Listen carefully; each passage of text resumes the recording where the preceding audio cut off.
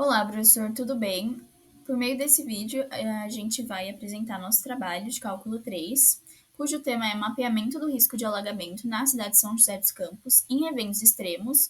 As integrantes do grupo são Ana Luísa Gonçalves Pereira e Lorena Corrêa Carreira, que sou eu. O risco de alagamentos em áreas urbanas ele aumenta com a impermeabilização do solo e a canalização do escoamento. Então, em São José dos Campos, as enchentes afetam principalmente zonas baixas, gerando danos sociais e ambientais.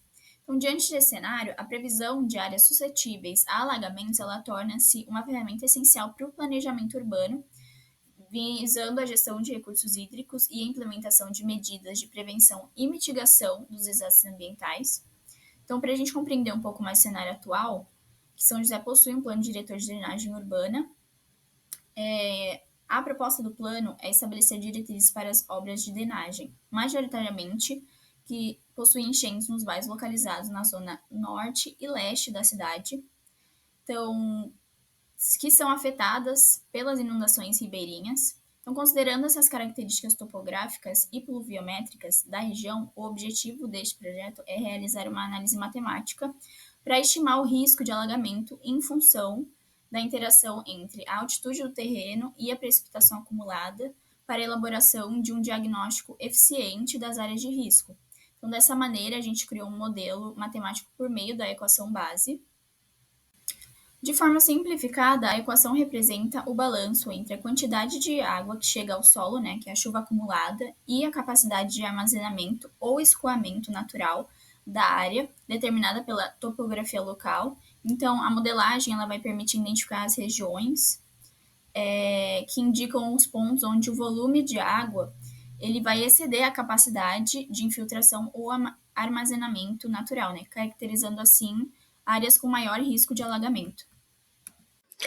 Agora vamos ao nosso processo de desenvolvimento. A metodologia utilizada foi sequencial. Ela iniciou com a aquisição e pré-processamento de dados, em seguida ocorreu a modelagem da inundação e da vulnerabilidade, em terceiro, a análise da topografia e uma simulação de chuva extrema, em quarto, o mapeamento e análise das zonas de risco. O primeiro passo consistiu na aquisição e no pré-processamento de dados. Foi obtido um modelo digital de elevação, ou MDE, da área de estudos, a partir da base de dados SRTM. Por essa base de dados, ela pegar uma área muito abrangente, tivemos que fazer um recorte utilizando o QGIS. Esses dados eles foram importados para o ambiente do MATLAB, utilizando para que a gente tenha acesso à matriz de altitude e as suas coordenadas.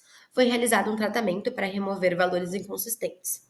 Paralelamente a isso, também pegamos os dados de precipitação a partir do banco de dados da Agência Nacional de Água, que contém mais de 60 informações pluviométricas da cidade de São José dos Campos. O arquivo também foi lido e processado pelo MATLAB. No preparo dos dados de entrada, a gente percebeu que a topografia ela variava de no mínimo de 521 metros ao máximo de 1.079.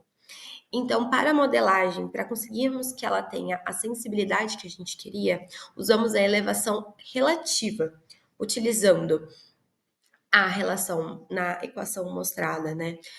A relativa é igual a absoluta menos a mínima. E a precipitação base também que utilizamos foi um evento extremo que teve uma máxima de 4.383 milímetros.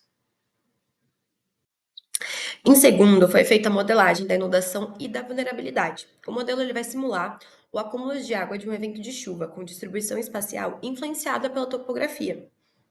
Como foi mencionado, adotou o valor máximo, né, seria o nosso P-base, de 438, com o objetivo de modelar uma situação de risco crítico, garantindo que ela representasse o pior cenário e mais potencialmente perigoso.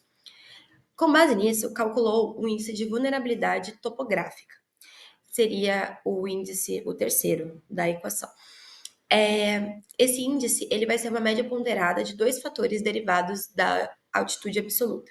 O fator de inclinação, que mede a planicidade do terreno, calculada a partir do módulo do gradiente de elevação, normalizado e invertido. Nisso, a gente conseguiu perceber que as áreas planas elas vão receber um valor próximo de 1 indicando alta vulnerabilidade, porque a ausência de inclinação ela vai favorecer o acúmulo de água, e o fator de concavidade, que ele vai medir o formato da bacia do terreno, calculado a partir do operador laplaciano da elevação, considerando apenas os valores positivos, os côncavos. E aí a fórmula combinada que vai virar o índice de vulnerabilidade. Tanto o W1 quanto o W2, eles foram escolhidos pela gente e fizemos mesmo eles serem 0,5 para termos uma visão conservadora de como os dois fatores eles incidem na modelagem. Assim, com esse índice pronto, fizemos então a precipitação final, que é a nossa última equação. Em terceiro passo, fizemos a análise da topografia e a simulação de chuva extrema utilizando as equações mostradas anteriormente. A análise de topografia é esse mapa que está bem em cima de mim. É um mapa hipizométrico. O ponto negativo dele, que eu vou mostrar no próximo slide, é que, por ele ser um mapa muito completo, com muitos dados e de uma extensão muito grande, a nossa equação ela não estava conseguindo, ela estava muito conservadora. Então, às vezes, em muitos momentos, a área de risco era pequena, né, em questão de comprimento mesmo, que não conseguíamos ver dentro do mapa. Eu vou mostrar mais à frente. No nosso último passo, que foi o mapeamento e análise de zonas de risco, né, que o resultado final foi esse mapa interativo de risco de alagamento por níveis, nós tivemos, dá para ser mostrado aqui pela quantidade de pontos do zoom, né, desse mapa que está à direita, que eu fiz apenas mesmo para conseguir mostrar melhor, que são muitos dados. Então, a nossa equação, ela estava muito conservadora. E muitas vezes os lugares de risco, eles não estavam sendo mostrados porque eram pontos tão pequenos, tão ínfimos assim em relação à superfície desse mapa, que não era possível enxergá-los.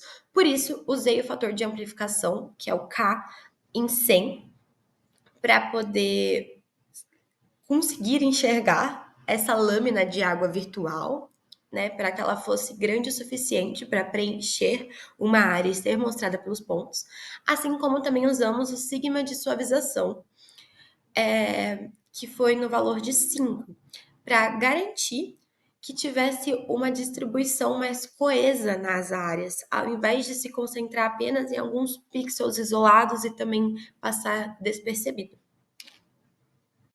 Então, concluindo, né, os nossos resultados obtidos, o modelo ele identificou claramente as áreas mais vulneráveis aos alagamentos extremos. Então, por meio do mapa interativo de riscos de alagamento por níveis, como a gente viu anteriormente, que teve o macro e o micro, a gente consegue observar mais detalhadamente, mostra que as áreas de risco crítico, são as áreas inundadas, e alto, que é a água a menos de 1 metro de superfície, elas se concentram predominantemente no fundo do vale principal. Então, seguindo o traçado natural da planície de inundação. Então, as zonas de risco moderado, elas atuam como uma área de transição. Então, vão subindo pelas encostas mais suaves, e as áreas de risco baixo, elas correspondem às elevações mais altas que o modelo mostra, né? E elas funcionam como áreas de escoamento e não de acúmulo. Então, a profundidade máxima das inundações nos pontos críticos ela atingiu de 7,37 metros, indicando, né, o alto potencial de perigo no evento de extremo simulado. Então, dito isso, a importância de obter esses dados, né, ferramenta de planejamento urbano mais seguro, então apoia a gestão de recursos hídricos e a redução dos danos sociais. Além de, eu não posso deixar de citar as limitações e melhorias sobre o projeto, que o modelo ele não considera a infiltração real do solo, então a velocidade de escoamento e a infraestrutura urbana de drenagem.